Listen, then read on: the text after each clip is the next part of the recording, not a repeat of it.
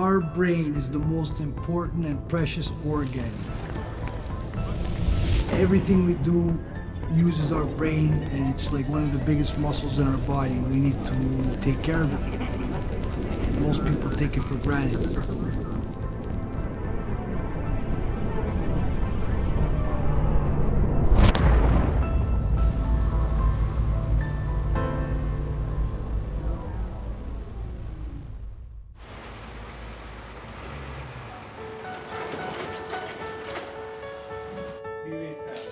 Okay, right here. It's gonna take me a while to get it the way I want it. But I think as long as I go slow and just take my time, things are gonna be okay. My name is Derek Forsyth. I'm a brain injury survivor. There are a lot of us. According to the World Health Organization, brain injury is the leading cause of death and disability worldwide.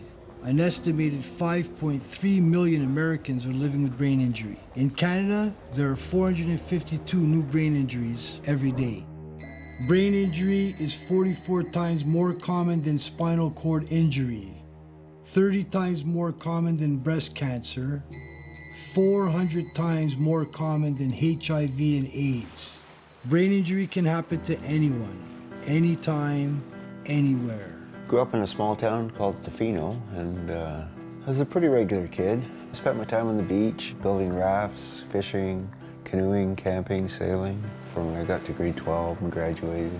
I got a job as a dive tender through one of my friends, and I started working on the boat. I actually had my diving ticket, and I was influenced by the boss of the boat to go diving for gooey ducks. And I said, okay, I'll do it. And I didn't want to do it because I didn't have any experience in it. And I was really hesitant.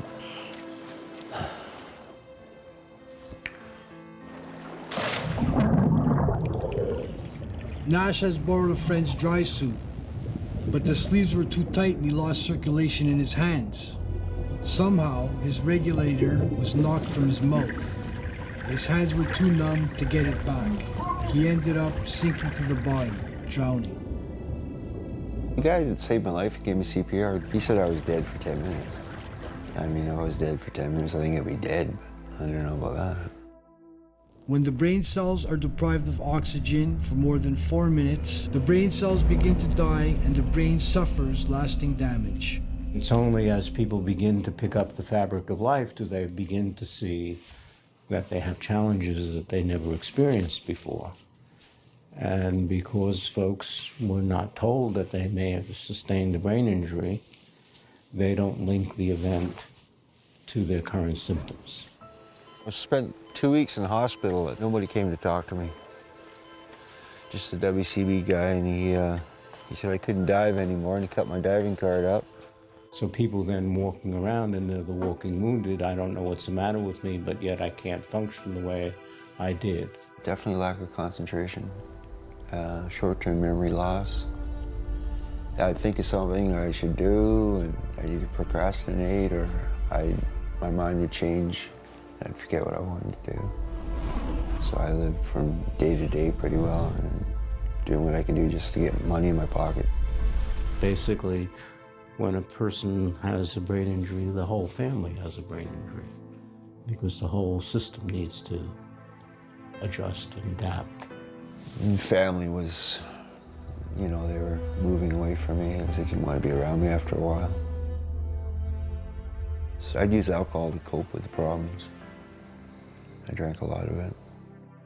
Oftentimes, folks after a brain injury become dysregulated, so they're more likely to have temper outbursts or, become very agitated for no apparent reason. Prior to their injury, these people would have been very calm and I wouldn't say docile, but like you and I. Hearing voices. Well, you think it's real, right? You think people are really talking to you. And they're playing games with you, head games and stuff. It would agitate me. I would get angry, not at the voices itself, but as to what they were saying. See you lash out, and I was wrong about all that.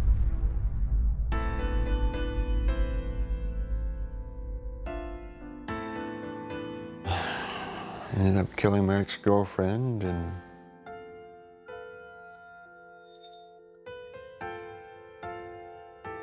You know, 9 out of 10 relationships don't last after a catastrophic life-changing experience like this. And so, I mean, she couldn't take it anymore.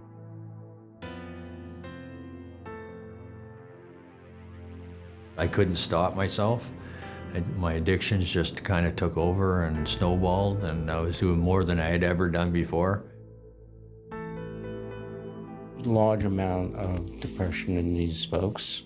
The end point of depression is suicide, suicidality. And one of the best predictors of suicidality is a traumatic brain injury.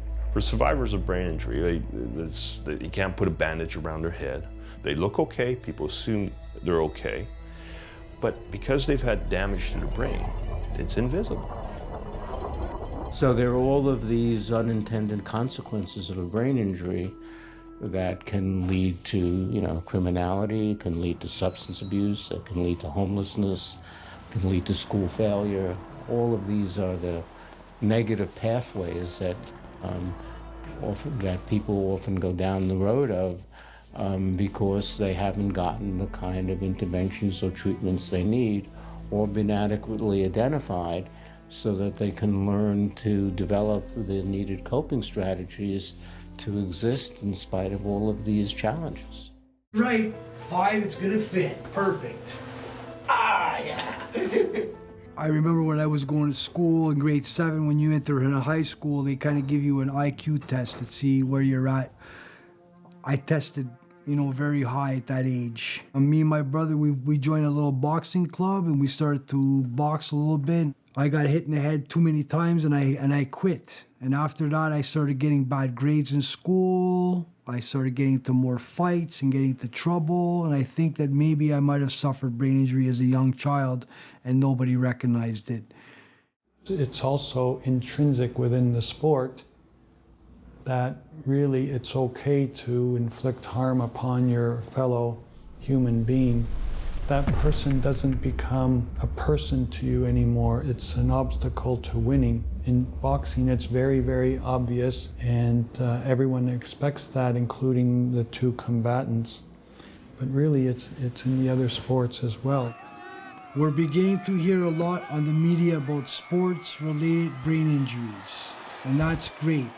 But realistically, only 20% of brain injuries occur during organized sports. The number one cause of brain injury, unfortunately, is car crash. And the stereotypical survivor is a young male, 19 to 25. A 5-ton truck tried to cross 3 lanes of traffic, and the road was so slippery, my car slid right into the truck, and my head was thrown back into the seatbelt where the 2 prongs come out, and that's why I got the scar on my forehead. It's exactly two little marks from the seatbelt situation, and so the accident happened, and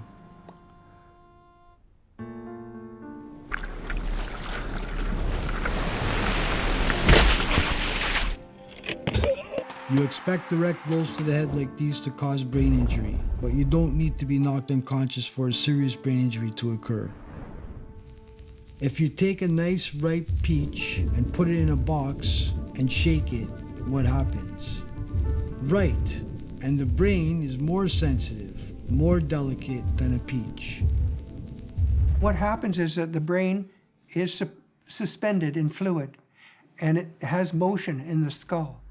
And if the brain actually moves against the skull and then bounces back, then you get this contre-coup injury, it's called, and there's get cortical bruising and swelling of the brain cells, both at the front of the brain and at the back of the brain. And when it's shaken every which way, this damage can be extensive. And there's a shearing effect. There's a disconnect, totally disconnect, of the nerve cells speaking one to the other. It's like somebody taking your brain as a chalkboard. So they took your brain and it was all full of information on the chalkboard, and they took an eraser and they just wiped out half of the board. So now you're left with half of the information. You see, the brain intakes information through our senses, and it puts together a mental representation of what we call reality. When the body of a neuron has been damaged, this communication is being altered. I started experiencing hearing voices. I never knew. I didn't know what to do. I was hearing things that weren't there, and I got scared. The brain injury, one moment you're who you are, the next moment you might be somebody else. And not because it is your choice, not because you didn't do anything wrong. It's natural, it's normal. That part of your body that helps you make sense of the world has had an injury. By the time I went to a hospital and asked for help, I was already lost my job. I had already ruined my relationship with my girlfriend. I was self-medicating again. Addictions can be a real problem for people after a brain injury. Their relationships can tend to isolate and fall apart, and so they gravitate to a different population, a different culture where they can be accepted. Often that self-medicating becomes a way to deal with the pain, and they just don't fit in anymore. They feel like they don't fit in. They feel like they don't belong. The relationships are strained. It's changing. They may not be able to go back to work. They may have lost their home. So they're looking for a way to escape the pain.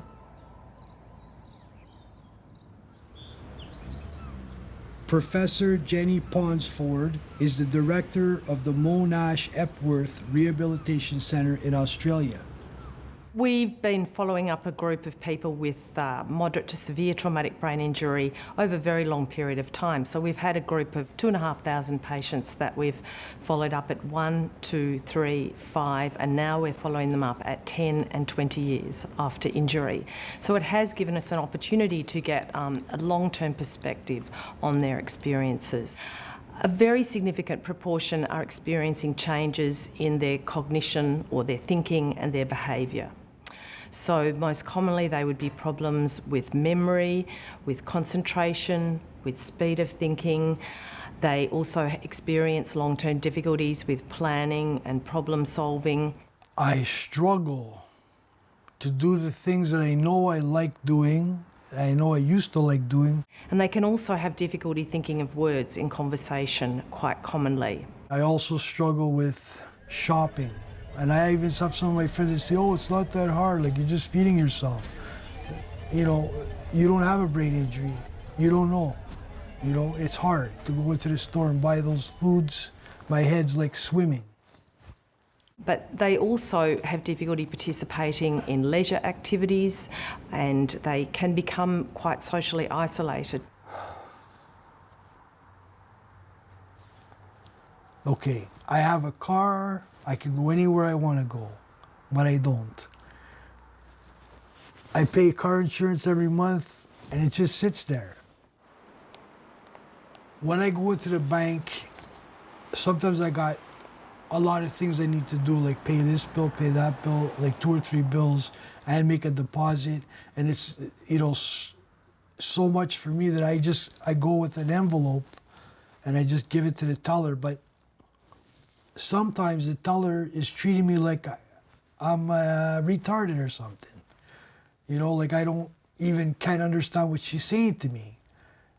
And I'm now reluctant. I don't want to tell them I have brain injury, because I don't want to be treated like that. You know, I'm not stupid.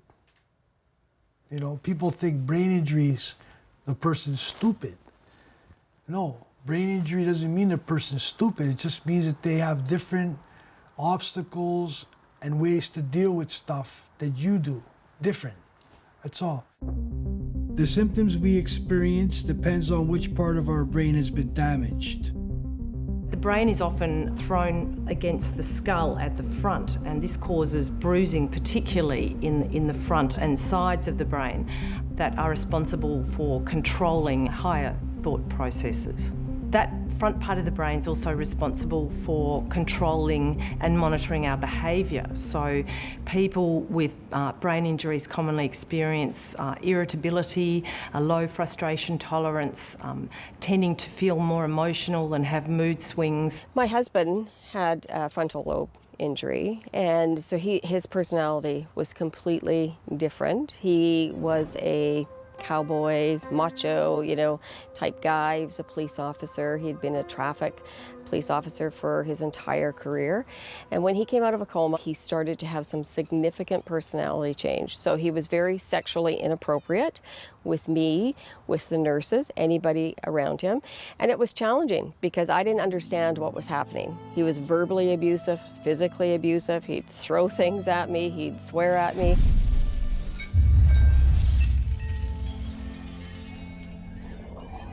Frontal lobes are like the central processing center of a computer. So all human activity is regulated by the frontal lobes. Everything gets regulated there. So if there is some damage to that central unit, it's going to affect everything. The limbic system in our brain controls our emotions. If the connection between the frontal lobe, the control center, and the limbic system is damaged, there's a much greater chance of aggression with very little provocation.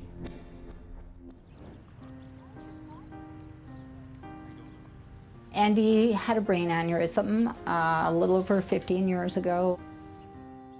I recognized that I lost him as soon as he woke up from surgery. Oh yeah, from what I'm gathering, I was the first year and a half, I was a horrible person. Yeah, just saying whatever was on my mind, and not even just saying it and yelling it. Yeah.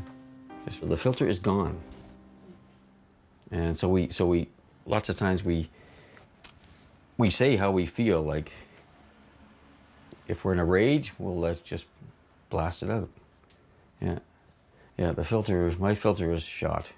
I often think that brain injury is more impactful to the family members than the actual survivor.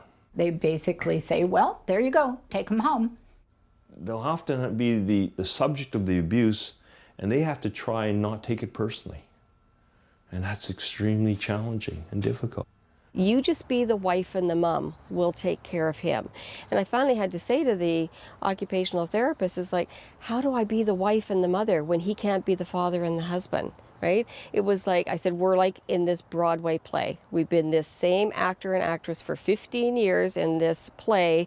And well, we don't need to rehearse every day. We know what our lines are. We know what the other person is what their response is going to be. But I said, if you could imagine that one night that leading man shows up on the stage and he doesn't say his lines anymore the way he did, doesn't give me my cue, how do I, as the leading lady, play my part? Of course, our marriage didn't work because when I came home, there's a lot of things. The world is a very noisy place. The phone's ringing, cars, and talking, just everything is, all of a sudden you're just overwhelmed. So I became a very angry person, very difficult to live with. He did eventually have to leave the home.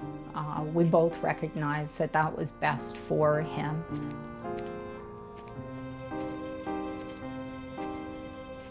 What happens when a young person suffers damage to their brain? Researchers at St. Michael's Hospital in Toronto are looking at the effects on young people. 1 in 5 adolescents experience a brain injury that left them unconscious for 5 minutes, or they ended up in a hospital for at least 24 hours being monitored. There are implications short and long term. These injuries can have a very significant impact on the lives of people who are in the process of leaving school, learning the skills towards a job, forming important personal and social relationships. They had much higher odds of consuming marijuana or cocaine, consuming alcohol. They had much higher odds of reporting having been prescribed medication for depression, anxiety, or both. Higher odds of not just thinking of suicide, but attempting suicide. I had to be both, between 5 or 6, I think. I was playing in a construction site with some pipes and, you know, brilliant kid. I put a small one on top of the big one and see how high I can hold it. And when it fell, I just kind of watched it come towards me. It fell down and hit me right in the head. I had to get some stitches and stuff like that. I think that was the first one. We asked students that were surveyed here in the province of Ontario, have you ever been bullied at school in the past 12 months? Again, the odds were much higher, so we're talking odds between 2 to 4 times higher, saying yes, I've been bullied on school property in the past 12 months among students who reported having had a traumatic brain injury in their lifetime. Went through a lot of physical abuse, so I don't know if there were brain injuries or not, but I got hit in the head a lot, but stuff like that. When I was 16, I got into a bad car accident at 75 miles an hour. Kind of stopped us cold. Yeah, I think that was the major one when things kind of changed a little bit. Yeah. We're doing some massive screening in Texas of kids who are in jail or probation, and we see that the prevalence of TBI in these kids are very high.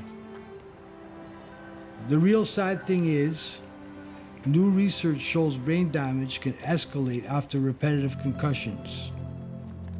Their behavior may make them act out or may make them more susceptible to another brain injury. And we know the more brain injuries that you sustain, the more likely that you're going to have permanent damage. So there's this really intimate relationship between violence and brain injury. I committed a murder. I was drinking and using drugs, and I couldn't control my temper or my actions or anything like that. I just kind of buzzed out of my head and went crazy. The stats of negative outcomes are not favorable for survivors. In the prison system, it's identified as well over 80% of the population has a brain injury. And I'm not saying all survivors are going to move that way if they don't have support, but without support, early intervention, it becomes more challenging for them.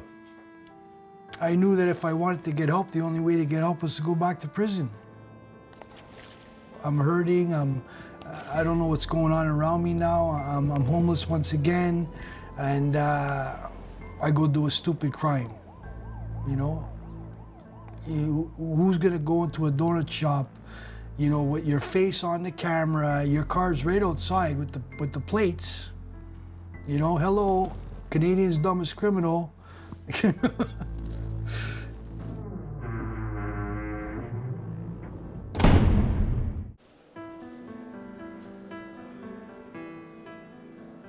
In prison was where I got the most of my help. It was I was put on medication and learned to cope with my voices. And when I got into prison, they started to do like the testing, and I got diagnosed with the brain injury, and I finally was like, wow, like, okay, I can finally put something named to it and start to deal with it. And I met the psychologist, and then I started getting real help from her. She referred me to the Brain Injury Society, VBIS. after I got put on medication, there was a light came shining through, and I developed more of an interest in redirecting myself. And I had a lot of help with staff and the guys around me. I get to go to Victoria Brain Injury Society once a week on a pass from the minimum security prison for 3 months. I go every week with a guard, and I'm happy. I'm getting to know that there's going to be some help. So I make parole, get the parole to a halfway house, Salvation Army. So I started building from that, and I made my foundation basically part of the Brain Injury Society, VBIS. Hi, how can I help you today? As well as one-on-one case management support VBIS offers a range of programs. There's music, there's art therapy, there's a course called Brain Injury 101, where you get to understand what's happening when your brain is injured. There's social programs where people from all walks of life can share their common experiences. And they can be in a place where other people really get it. They really get that brain injured piece and understand that, sometimes you might have memory issues, sometimes you might have difficulty controlling your emotions, those kind of things. The sooner we can provide early intervention support to survivors, the better the likelihood for good outcomes. I'm the manager of the Cridge Brain Injury Services, and we have a continuum care support. We have McDonald House, which is a 10-bed residence for men with brain injuries. Wherever they need support, it could be physical issues, physical impairments, could be mental impairments. Our role is finding what the strengths are for the survivors, identifying where their weaknesses are, or they may need support, and we support accordingly. When I first moved in here, the CNIB brought these goggles. One is completely blocked out. The right side? Yeah. Yeah. And the other has a pinprick in it. That imitates what my eyesight is. From my accident, there's scar tissue around the optic nerve. They put a staff member in my wheelchair wearing the goggles, and she tried wheeling around and she just didn't make out very good. You have to do the work of healing, and that's on physical, spiritual, emotional. There's many, many layers to that.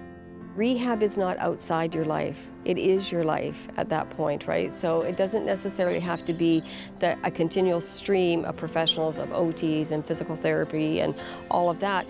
Everything that you do is rehabilitating your life.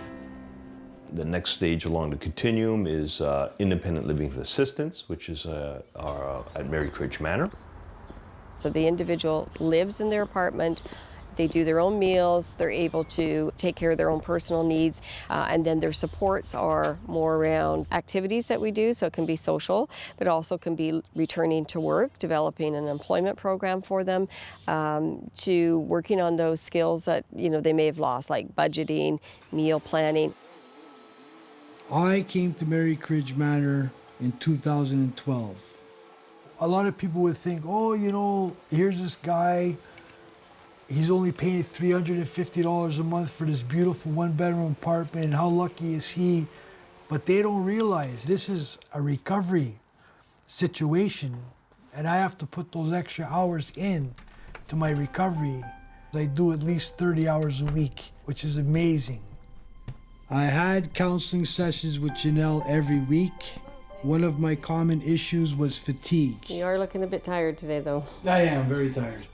Because of the brain injury, if I have too many things to think about or do mentally, like the other day I had to leave work, go to my doctor's office, get him to write down a bunch of orders, being in the bad area, feeling tired from work, with the brain injury.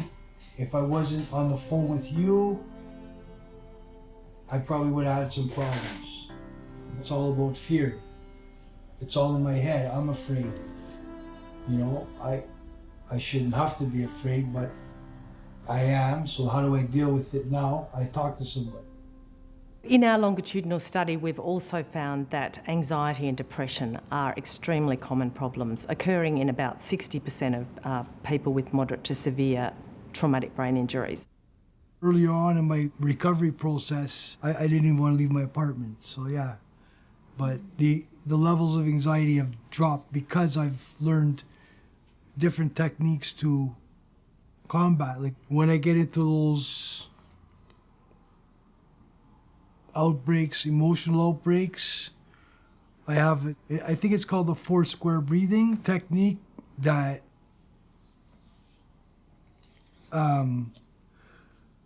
Janelle gave it to me. I couldn't remember her name now. See, that's the brain injury. I've been seeing this woman for a year now. I just forgot her name, but yeah, now I know. what was her name? Janelle, sorry. Yeah, so Janelle gave me this technique to breathe. And it works. Breathe in to a count of 4. Hold your breath for 4 seconds. Do 4 breathing out. So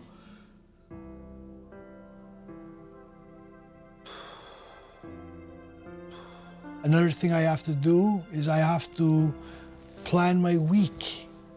Because if I don't plan my week, I have this little squirrel running around in my head, and he'll bring me somewhere that I don't want to go if I'm not following my schedule.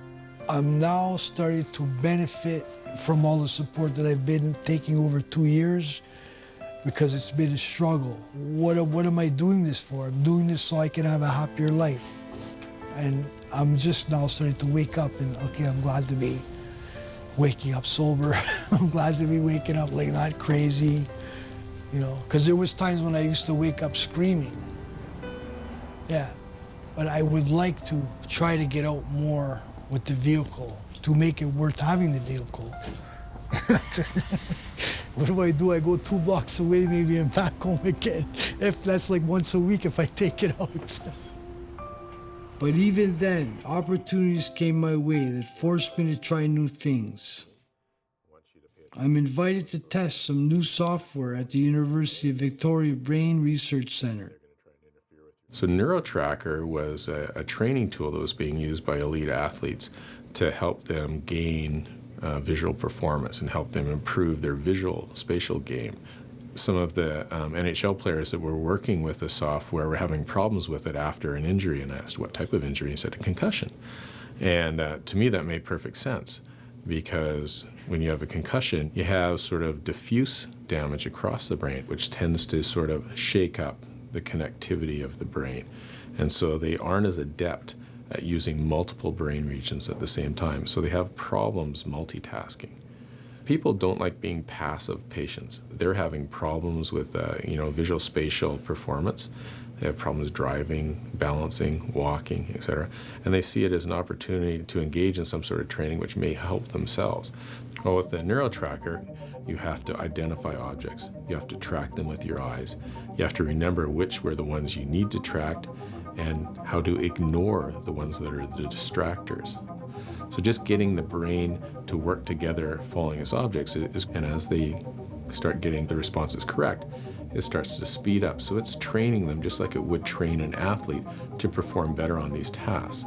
So it's showing that their brains still have the capacity to learn. After they start working with a NeuroTracker, they find that their ability to focus is improved for a significant amount of time after they've gone through the training. That's the area where we need to go in the future. We need to see if there is a real therapeutic aspect to working with the NeuroTracker. There are all sorts of ways this new technology can provide support for brain injury survivors. My friend Robin and I were asked to test a new app for daily planning. This app can be individualized for each of the client's needs. So in a scenario where maybe medication might be in a drawer, or in this case, you can add a step that would be like, get your gym gear together. Yeah, and then you can add another step. Add either a picture or an audio cue. So you would be able to record into here to articulate. So for Robin, in a scenario where reading it might be a challenge, there would be the ability to have an audio cue. So his reminders would tell him what he needs to do. Sweet. Okay. Yeah. And it'll help with independence, and it can be individual. So that's what you need. Brain injury is individual to the person. Brain injuries aren't only caused by trauma. They can be caused by strokes, aneurysms, and disease. Robin was in a coma for 40 days as a result of his rare illness, acute disseminating encephalomyelitis. When he came out of the coma, he was blind and paralyzed. Robin now takes the lead in a new employment program of the Cridge Brain Injury Services. The purpose is to help us with our independence, to help us give us hope for the future, and to give us ideas on how to work together as a team. And the KALE project is a business started for brain injury survivors. Survivors don't want to be sitting around their house in their room, isolated from community. They still have a want to give back. KO Kings has been a very rewarding project that we've just started. We designed research and development products that have kale in them, which is the healthiest food on the planet, guaranteed. We started up as a cottage industry and trying to find employment opportunities, legitimate employment opportunities for our survivors based on what they're able to do, what they're able to contribute, and provide a good product. We don't want people buying kale crackers just because it's for survivors of brain injury, but we want them buying kale crackers because it's the best kale cracker that they've ever had. One of the comments we had at the market was that they tasted a little too healthy, which said, okay, humans prefer something sweet. So we designed these chocolate fudge kale cookies to cater to their needs. The independence part of it is very important for us to give us hope for the future, for employment. I mean, I'm sure none of us want to be on disability. We all want to pay taxes. We all want to be a positive, productive member of society and provide for our families. Alicia's the only one of our group that can count to 8. That's why she's on this. And see how good she's getting at ignoring me? That's a skill. Is she laughing? I hope so. She knows I'm teasing her. I don't get the full-time job because I can't handle it. I have to understand that now. Instead of letting ego, I'm a man, I can work 8 hours a day, I can do it. No, I have to say to myself, okay, you're not ready, and accept it, humble myself. When I first started working at the garage, I didn't even know how to change oil on a car, or even what kind of oil goes in the vehicle.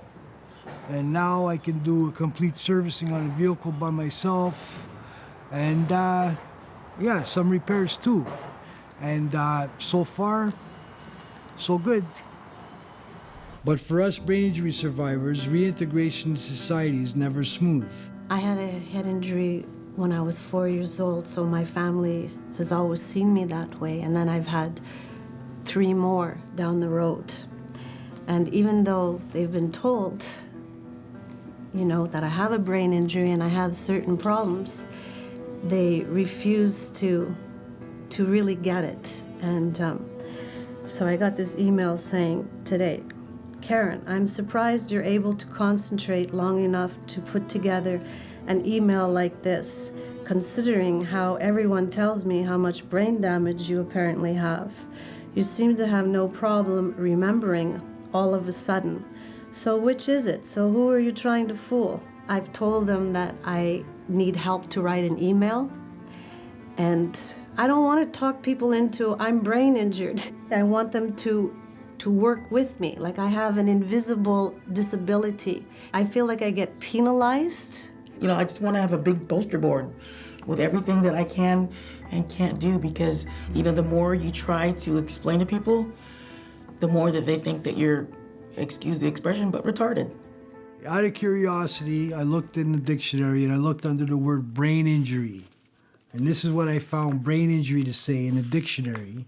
Insanity, madness, craziness, mental illness, loss of touch with reality, mental instability, daftness, rabbitness, like I got bit, rabbitness, mental deficiency. No wonder. If you tell people you have a brain injury, they just run away or they're scared. Like, no wonder, you know? I remember bumping into an old friend once, and he had his young son with him, and he said, "Oh, geez, Andy, I haven't seen you in years." I said, "I know." I said, "Well, I've been, you know, I suffered a brain injury, you know, a few years back, or a couple of years back." And right at that moment, I'll never forget, he sort of pushed his son, like, behind him. Like, you know, I'm not Frankenstein. I'm like, you know, yeah. Of course, the best outcome is to keep the family together, but this is not always possible. Andy and Lisa found a way to maintain a friendly, supportive relationship, even though they are no longer married. It was about survival. That's basically what it was. I had to do what was best for him and what was best for our daughter. So I focused on ensuring that they had a really strong relationship. I wish I could have been, you know, wish I could have been dad, right? But you know, they're, but like Lisa, my ex, I mean, she's been very, very helpful in that area. She's allowed, you know, she hasn't gone, you know, well, you're brain injured, you can't have nothing to do with our daughter. I mean, she's been more than, she's got me through this. Between her and the Brain Injury Society, oh yeah, I don't know what I would do. I'd be wandering around, you know. It's a friendship. It's a deep friendship. His spirit, his energy is still all there. He didn't lose that. We're lucky. About 5 years ago, we all went up to Mount Washington. So it was a great experience for us.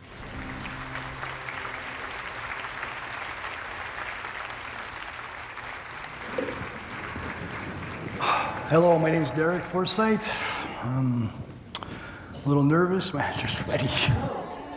I believe it was Janelle, and she was like, I should be ashamed of my past, that I should use my past to help other people. There was a day where people come in from the community. It's like a community day in the prison. My life has totally changed because I went to this gymnasium and I met somebody from the Brain Injury Society, from VBIS, and her name is Leedy. And she was there, and she was, you know, talking to me and saying to me that I would benefit from her program that specializes in drug addiction, alcohol addiction, and brain injury. So the first thing I understood is this is broken. And this is broken in a way where I can't even listen to this. I have to listen to other people. I've been sober now for 5 years, and just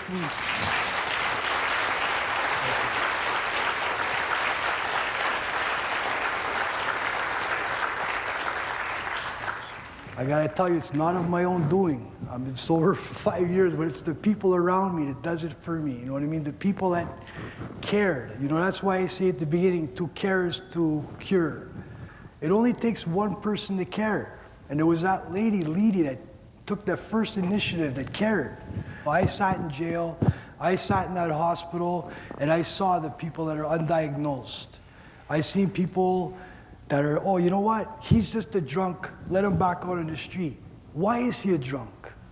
You know, why is he continuing to stay on the street? Because really, nobody that has a healthy mind, really, if you really have a healthy mind, you're not going to want to sleep on the street.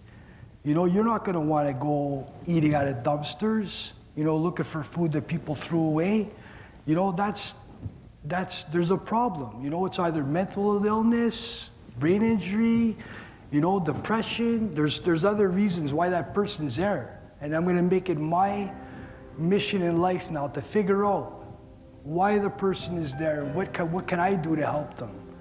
You know, what can I do to help that person? Because that's what happened to me. I want to pass on what happened to me to other people.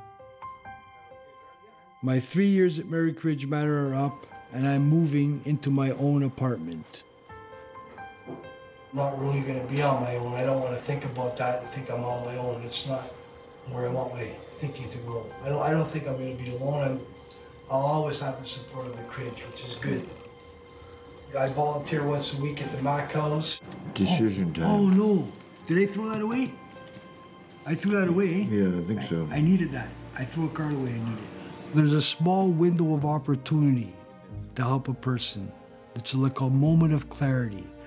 When I got kicked out of the hospital, I felt like I had nowhere to go. I had no help. So then that opens the addiction right there. And as soon as the addiction's open, other problems start happening. You know, and the next thing you know, you're caught up in a system that doesn't even realize that you're having health problems. Like many of his colleagues in court, healthcare, and business communities, Judge Ernie Quantz was frustrated by the number of offenders cycling through the system year after year. Together, they create the integrated court. Unlike a lot of offenders, the people that are in this court, some of whom are brain injured, others have other forms of mental illness, some are badly addicted. Their criminal behavior basically arises from other social issues they're dealing with. And the traditional approach of the court is to assume people always act in their best interest. They can be deterred by a sentence. And when someone is so unhealthy or so injured, that simply doesn't work, and you need a different approach. With the offender's consent, the lawyers, probation officers, police, social workers, caseworkers, and health workers all sit down before the court to discuss the case and come up with a plan to actually help the offender and even change their lives and keep them out of jail. What if we're looking at more jail and he loses his housing because he's going to end up sitting in jail for a while? Then what do we do? Then he's homeless, and that's a problem because we all know he was stabbed before when he was homeless. He can't make it on the streets. So if we can get him back on track and make sure we secure his housing, then we can get Holly to work with him on further treatment options. But we got to make sure he's safe first before treatment's even going to work. What about some community work service? Maybe he could do some work in the garden and get back into doing things. At the He can community volunteer garden. some hours at the community gardens. For the record, Your Honor, Stam Initial J, counsel for the accused, Mr. Smith, who's present before you in custody. This matter is for disposition today, and we're ready to proceed. My instructions are to waive formal reading of the information and enter a plea of guilty to count 2. That's the theft under? Yes, theft under. And Ms. Penty, are you ready to proceed? I am. Thank you, Your Honor. John is brain injured. He is extremely vulnerable, and he needs his housing.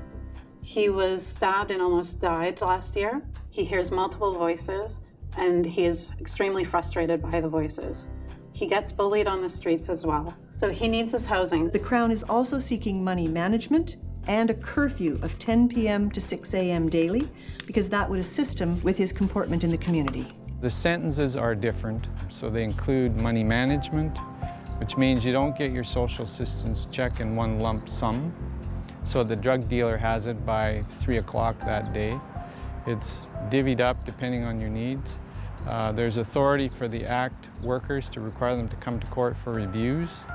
So if they start to behave in a way that they think will lead to criminal conduct, they can require them to come to court. And Mr. Smith, is there anything that you wanted to say to the court or add to what the lawyers have said?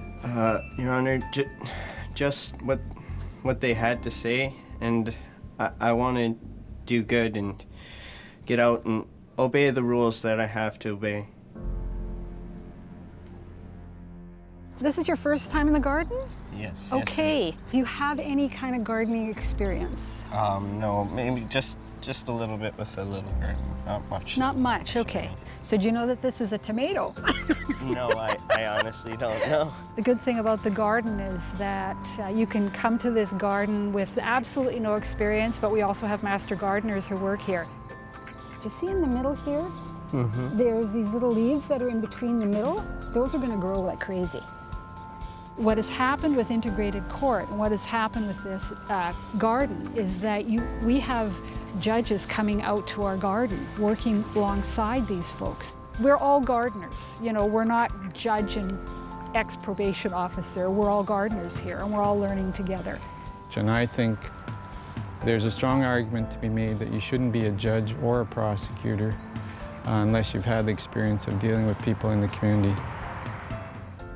There hasn't been a formal study yet, but 2/3 of the offenders that have been through integrative court are no longer supervised. They're out of the cycle. Given how these clients have been involved with the institutions in crime, this is a successful program. We either pay now or we pay later.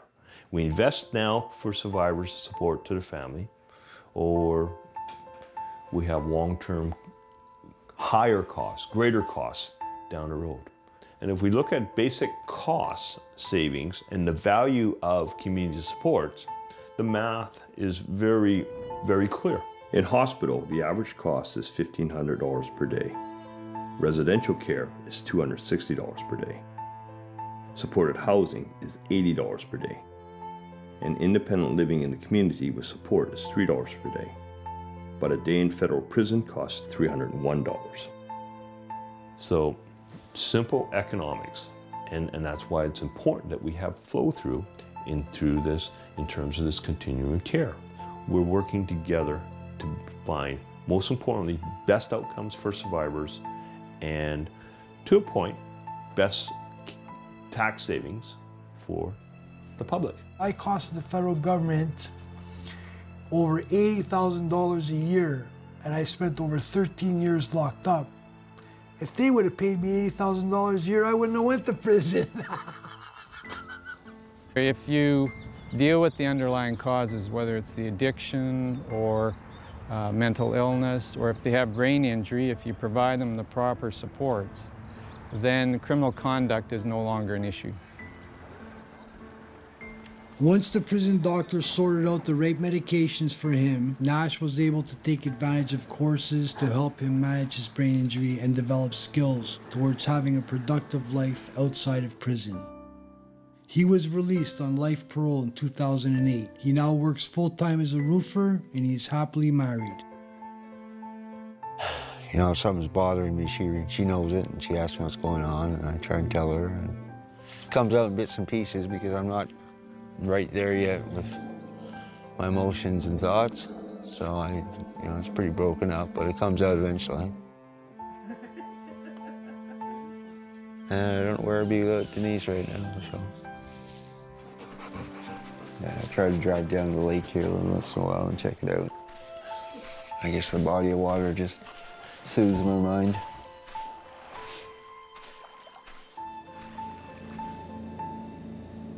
The medication took the voices away, but I was left with the ringing in my ears. If I'm out in the woods or by the sea, I don't have the ringing.